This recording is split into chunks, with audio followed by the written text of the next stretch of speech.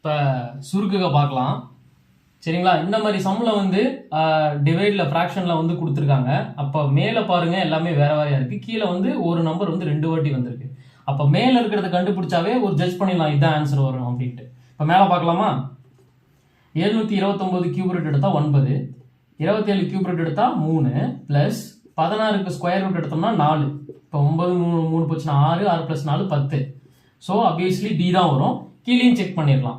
இப்போ கீழே பார்த்தீங்கன்னா 512க்கு எடுத்தோம்னா கியூப் ரூட் 8 பிளஸ் 343க்கு கியூப் ரூட் எடுத்தோம்னா 7 மைனஸ் 256க்கு 4 ரூட் எடுக்கிறோம். ஓகே, எடுத்தோம்னா நமக்கு 4 வரும். ஸோ 8 பிளஸ் 7 15, 15ல் 4 போச்சுன்னா 11. ஸோ டி தான் ஆன்சர்.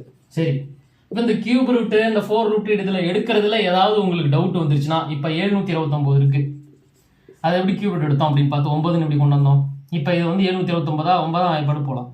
9 8 72, 9 1 9, திருப்பி 9 9 9. ஸோ கியூப் ரூட் அப்படிங்கிறதுனால 3ல இருந்து 1 எடுத்துப்போம். அப்போ 9 கியூப். இப்படிதான். இப்போ 256க்கு 4 வாட்டி கொடுத்துருக்காங்க. அப்போ 4 வாட்டி பார்க்கலாமா.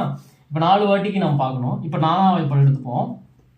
4 6 24, மிச்சம் 1, நங்லாங் 16, திருப்பி 4லே போகலாம். 1 நாங் 4, மிச்சம் 2, 6 நாங் 24, திருப்பி 4லே போகலாம். நங்லாங் 16. So 4 times 4 same number.